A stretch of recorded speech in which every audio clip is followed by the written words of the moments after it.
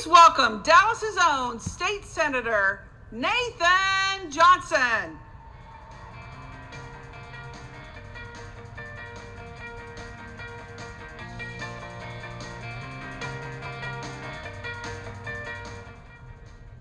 Good afternoon, everybody. While the counting goes on, we're going to have a little bit of fun. Has anybody seen this photo?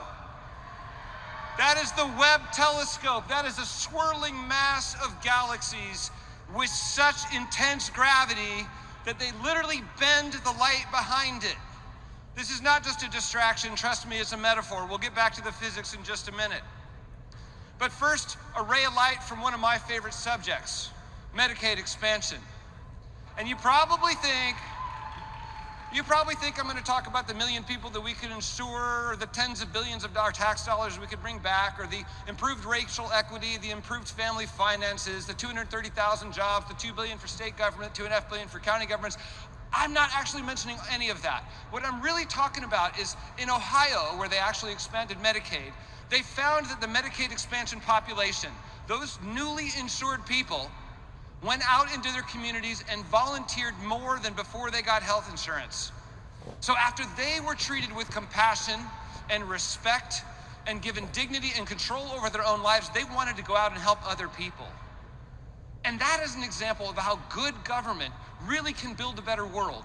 How we can, if we can competently run a government with ambition and vision, inspired by experience and decency, enable people to lead healthier, happier, more independent, dignified, and more productive lives, and in so doing, that other golden thing, grow the economy to the benefit of everyone.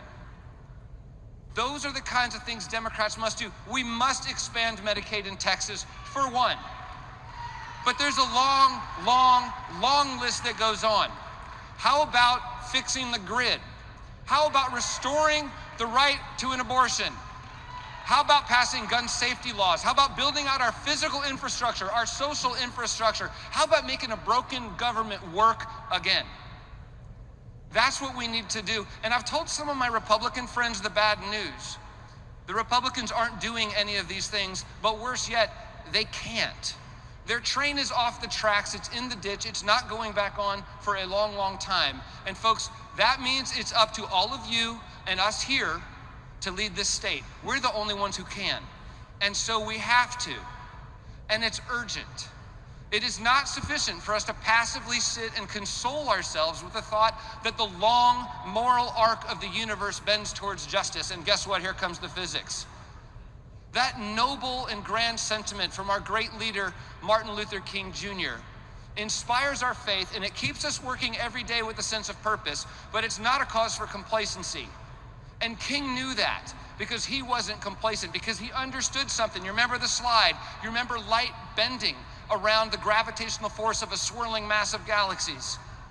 You know what? The moral arc of the universe bends in response to gravity too, and King understood it, so he bent it. And right here in Texas, the Republicans have been bending it. And the moral arc of the universe has suffered some bad turns of late to the political gravity of bad politics. And if we Democrats want to bend it back, we are going to have to work with the force of all of us, together as a massive, unified body, to create a political gravity strong enough to bend the curvature of political space-time. A little dorky, a little nerdy, but I'm serious about this because we're talking about changing minds. So when you leave here today, we're right in the middle of a vote count right now. There are more contested elections coming up after this. We've had a couple of days of people airing differences, but after this, when we come out of here, in order for us to have that gravity, it has to be one party. This convention, the purpose. Keep in mind, the purpose of this convention is not for one faction of the Democratic Party to triumph over another.